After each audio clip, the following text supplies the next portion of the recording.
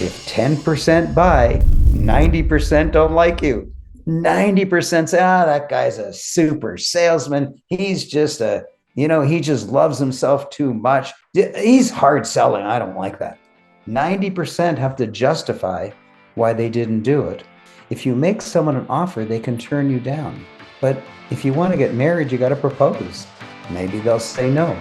You have to be prepared to get a no.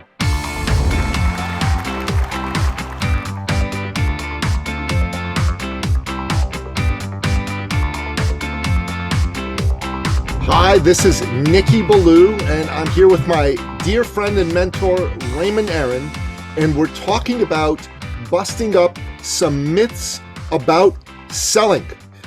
Raymond likes to say that you only have a business if you have clients who've paid you. And the only way you can have clients who've paid you is if you're actually good at selling. And we're going to bust some myths that people have about selling to help you become better at selling. So Raymond, selling, man, it's such an integral and important part of success in business and frankly, success in life. And yet so many people are scared of it. So many people don't want to be that guy or that gal who's pushy and does the hard sell. But is that really an issue? Very strange. I don't hard sell. You don't hard sell. I actually don't know anybody who hard sells. I've never experienced it in my life. And yet everyone thinks that selling means hard selling. And I think that means like in a used car lot, the salesman will say, buy this, it's amazing. And I'll give you a free this and a free that. Decide today, you have to decide today. That's hard selling, but I've never heard anyone say that. So why is it? Why is it that people are so afraid of selling? Why is it they're so afraid that others will call them a, quote, salesman? I don't know. I think part of it is that we have an inherent horror of being turned down. And of course, you can never be turned down if you don't do anything in life. But if you do something like make a pitch for a movie, make an offer to have someone buy your service, your coaching, your product, if you make someone an offer, they can turn you down. But for gosh sakes, if you want to get married, you got to propose. If you don't propose, you can't get married. And proposing is a sell job.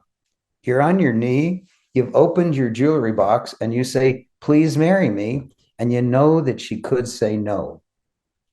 And when I say to somebody, I've decided to allow you into my coaching program, do you agree? Maybe they'll say no. But you have to be prepared to get a no. For gosh sakes, there's no other way to parent than to get no's.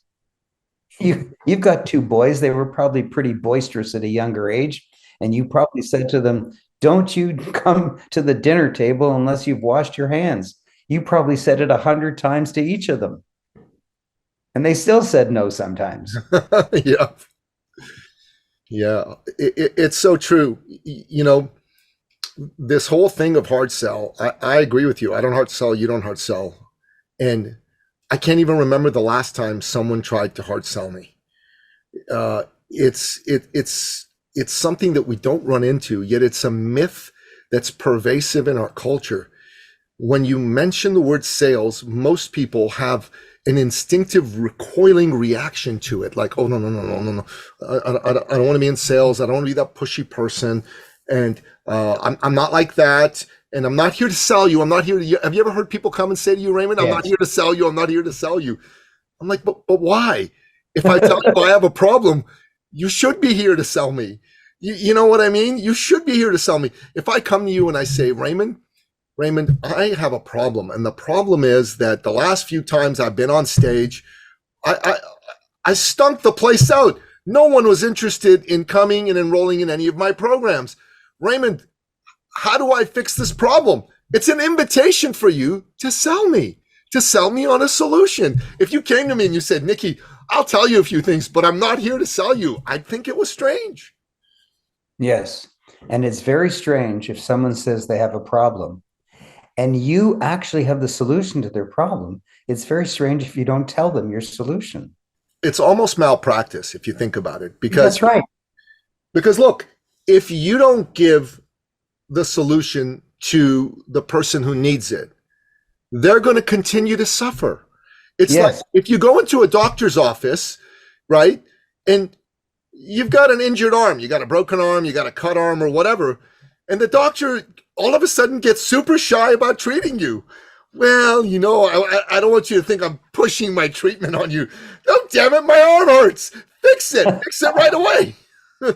Yes. You'd think that people would be more eager to work with salespeople or to be a salesperson because truly nothing happens in the economy. And I mean, nothing at all happens until something is sold. Nothing can happen. Yeah. Nothing gets bought off the grocer's shelf. Nothing gets manufactured. Nothing happens unless something is sold. And yet the salesman isn't exalted. The CEO is exalted, like Steve Jobs, Bill Gates. They're known, Elon Musk, and major politicians are well known. Major movie stars are really, really well known. But I can't name any salesman unless it's a CEO that is selling indirectly. Yes. Elon Musk is a big ham. He says Yes. outrageous things. I He love gets it. plastered over all the media. Well, he's indirectly selling. But why don't we know salesmen? Why can't you and I rhyme off 5 or 10 world famous salesmen? Strange. It is strange. And here's what I'm going to say to people listening to this. The word sales may be the thing that's throwing you off because it has some negative connotations with it.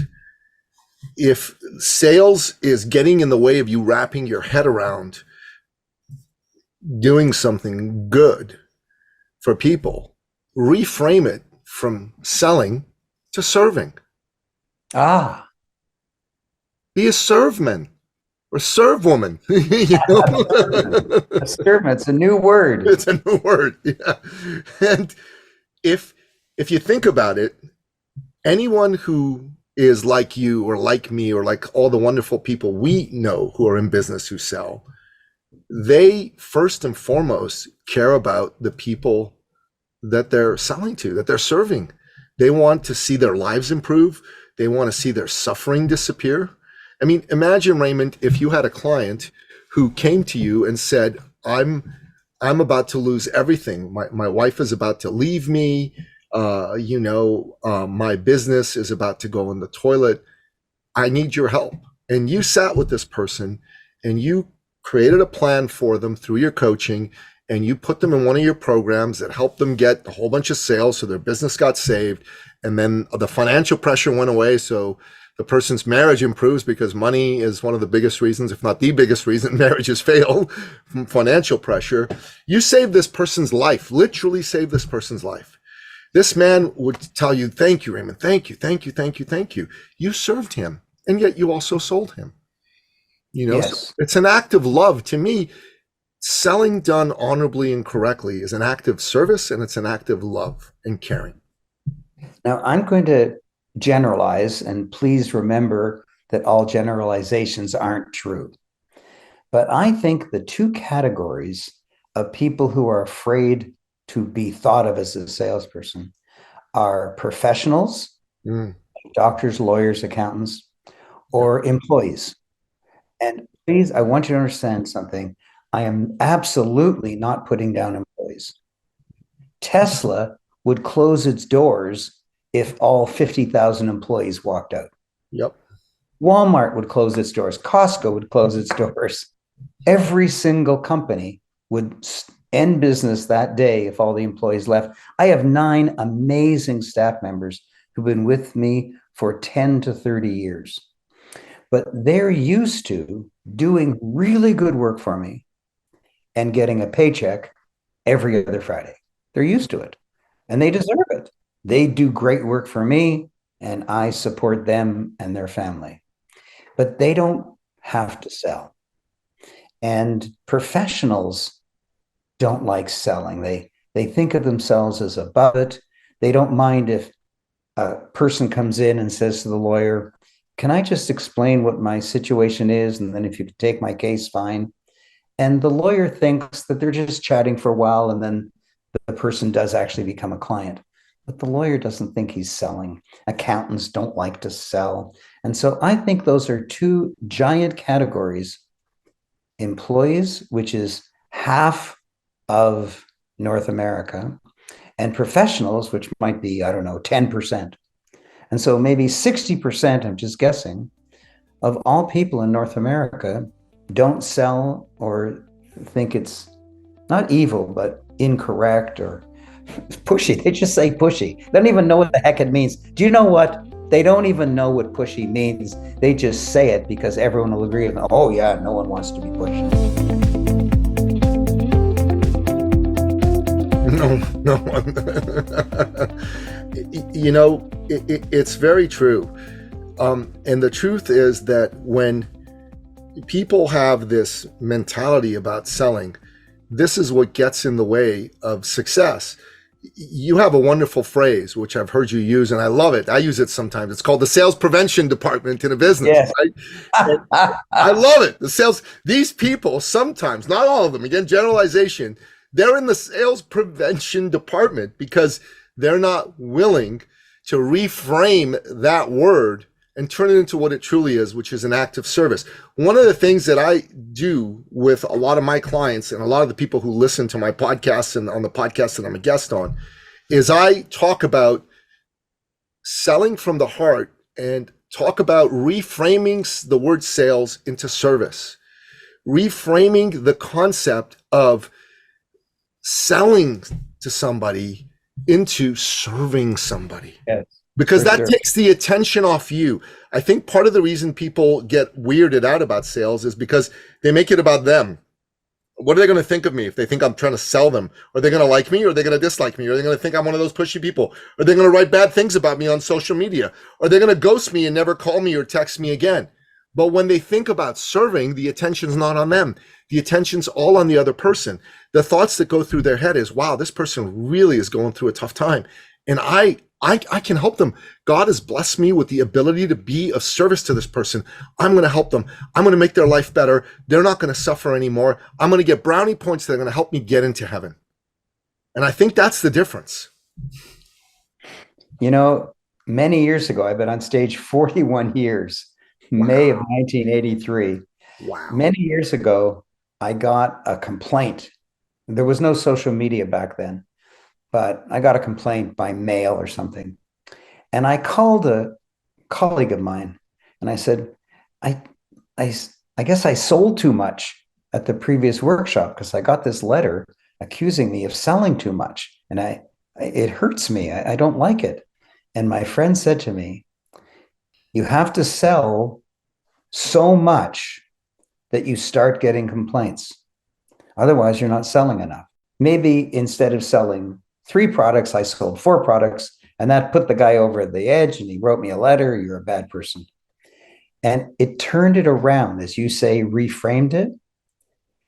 You're not selling enough if you don't get any complaints. You have to go right to that limit. Otherwise, you're leaving money on the table. And that's hard for people because even one complaint is devastating. Imagine a woman a really pretty woman, and she likes being well dressed and elegant. She walks by a woman's wear store and she sees this blouse. Oh my gosh, she loves it. She goes in, she buys it. She says, put my old blouse in the bag. I'm going to wear this out. She wears it out, and a friend of hers bumps into her on the street and says, oh, pink, is that still in style this year? All of a sudden, she hates her blouse. She wonders whether she's made the wrong decision. People get injured. They get hurt emotionally by words. They do. And so the idea of getting turned down or having a bad reference or a bad note on social media, it hurts people. And so they want to stay away from any chance of having somebody say something bad. But you and I know if we're in front of 500 people and we make an offer of a product that's, let's say, $1,000, that out of 1,000 people, if we hit 10%, that's 100 people. That's a good deal. A great deal. 100 people times $1,000, we made $100,000 in an hour. There are people in North America who work for a year and don't earn $100,000. And who the heck are we to do it in an hour? But if we have a well-honed speech that really touches all their pressure points. Are you afraid of this? Do you sometimes worry about this? Is this getting in your way? And people are nodding and say, yeah, those are my worries. Well, I have this program that does this, and that's what I want. Oh my gosh. If I do a really good job, and if you do a really good job, they want to buy from us. They run to the back, or if it's Zoom, they click on the link in the chat and they buy it, not because we hard sell them, but because we hit their pressure points. They realize, oh my gosh, this is the solution that we want. But when you do it, listen carefully. If 10% buy, 90% don't like you. 90%. 90% say, that guy's a super salesman. He's just he just loves himself too much. He's hard selling. I don't like that. 90% have to justify why they didn't do it, even though 10% did. And so you and I have a strong enough shield of skin around ourselves that we can handle the 90% saying no because the 10% said yes. But I'll tell you, I don't know if most people can have 90% not like them. Politicians don't dare do that. Politicians need 51%. And so a good salesman attracts a certain audience. This is my audience. This is my target audience. This is who I want. And anyone else I don't want because they don't have this problem. And so we go for that, and the others say no. But it's hard for most people to hear a no. It's interesting that you say that. Earlier today, I did a training in my 90K in 90 days program, which you know about. You've helped me promote that program to some members of your audience before.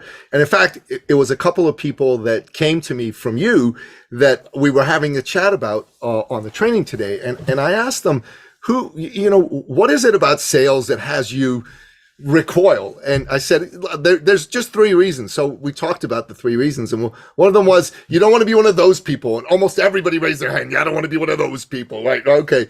The other one is, you don't think you're good at it. Yeah, I don't think I'm good at it. I'm not good at it. And the third one is, you are good at it, but you think there's something wrong in the economy, in the world, and no one's going to buy. So those are the big 3 reasons we came up with today.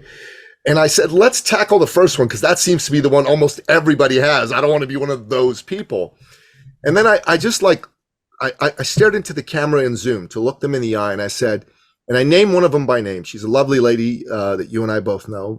Just to protect her privacy, I'm not going to mention her name right now. But I said, so-and-so.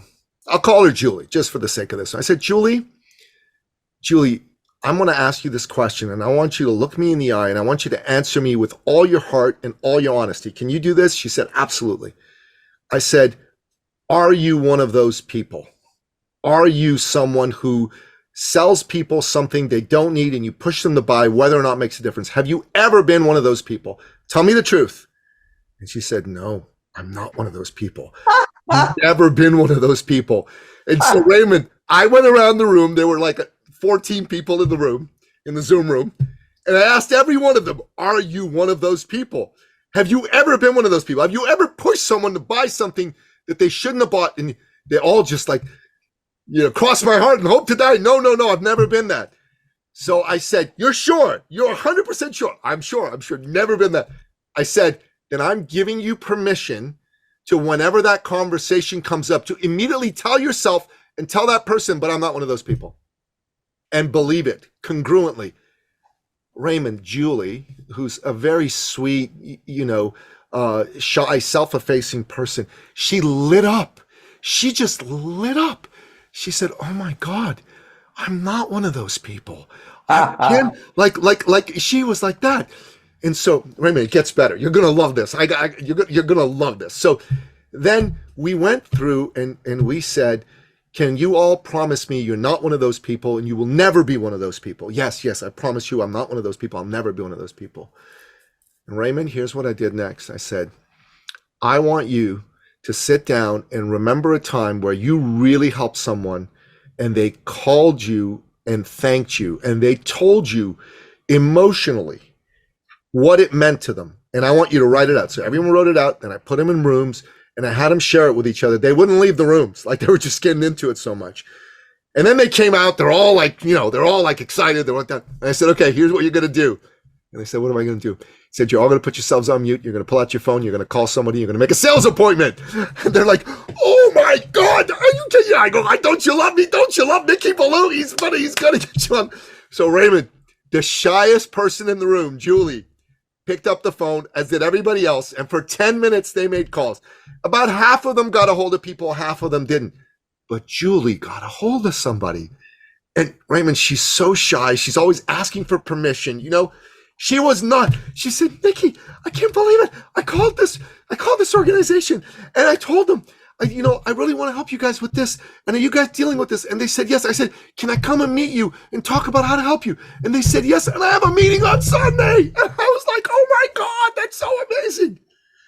So when you give people permission to authentically hold their ground of who they are and not take on something they're not, wow, what a wonderful thing happens. What a great story. I love that story. Wow. Now, you mentioned the sales prevention department, which is very funny, but I think that our listeners don't know what that is. Yeah, you're right. You should tell them what it is. I'll give them one example. The sales prevention department is a funny way of saying that the owner can't see how he's losing customers. He just can't see it. He's blind to it. He made a decision which was legitimate in his mind because it solved this problem, but he didn't realize it caused another problem. So here I am in a really quaint, picturesque, touristy town in the United States.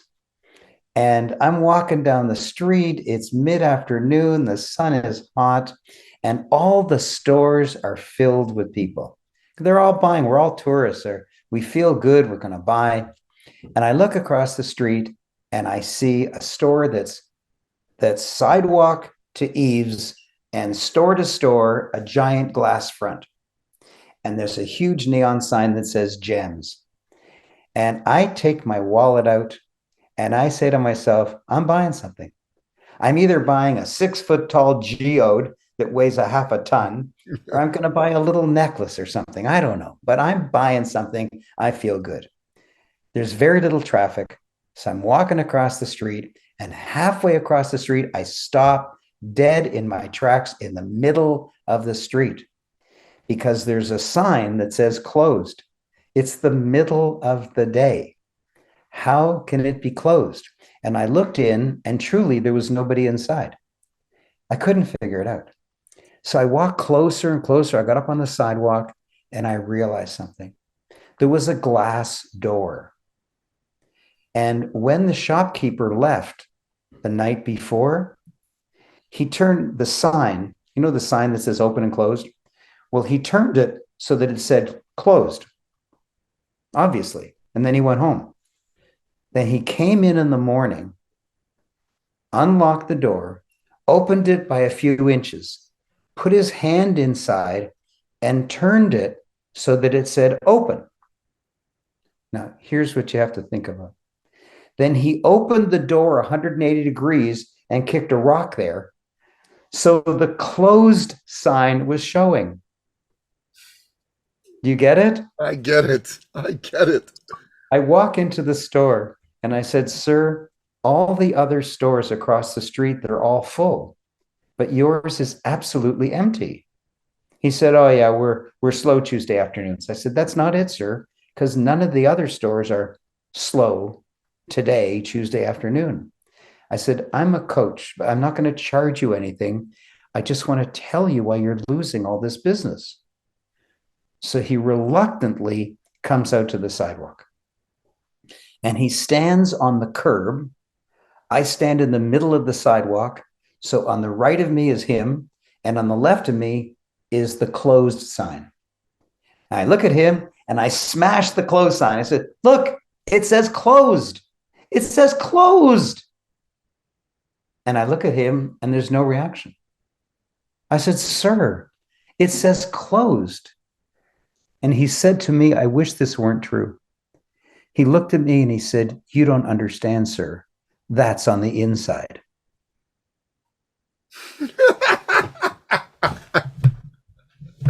Oh my God. Not even believable. Wow. Yeah, crazy. So that's his sales prevention department. Yeah. Yeah. So I was working with someone once, and there was somebody who I enrolled in buying something from us, and I handed them to my colleague to say, listen, my colleague is going to process your payment and get you set up. And then my colleague said, okay, thanks, great to see you. We can do it now, or we can wait a couple of days. When you get all you think, and I stepped in right away and I said, we're doing it now. I looked at her and I said, we're doing it right this second. And my colleague looked at me and said, okay. All right. Like they were a little like flabbergasted that I would do that. But the buyer looked at me and go, yeah, I want to do it now. You know what I mean? And it was my certainty that prevented the sales prevention department from losing us that sale. Oh my God. Yes. Because 2 days later, he might have lost interest. Would have. Not might have. Would have lost interest. Yeah. Like 100%. So yeah, the excitement's gone. The urgency is gone. Yeah. Very strange. People are afraid to ask for money. Very, very strange. They are. But I'll tell you, what we're sharing, I think, is going to be valuable for the entrepreneurs who are seeking to get more effective at enrollment and sales. And I believe that they're going to love our stories. I believe they're going to love our concepts. The sales prevention department is absolutely brilliant. And I think we did a good thing for people, Raymond. So thanks for teaming up with me today to put this out there. No, thank you. Because I have certain ideas, but you brought a completely different twist to it. One of the reasons I respect you so much is, I don't want to call it out of the box thinking because it's such a cliche, but you come at issues in such a unique, interesting way that I'm always amazed and impressed. I always caress my chin saying, wow, that was clever. And so I never get tired talking to you because you always got some new wise ideas. You and I work well together, and I think doing these things and having a chance to do some events together, it's a wonderful thing, and I'm looking forward to doing more with you, my friend. I look forward to it. This episode has been brought to you by eCircleacademy.com, the proven system to add 6 to 7 figures a year to your thought leader practice.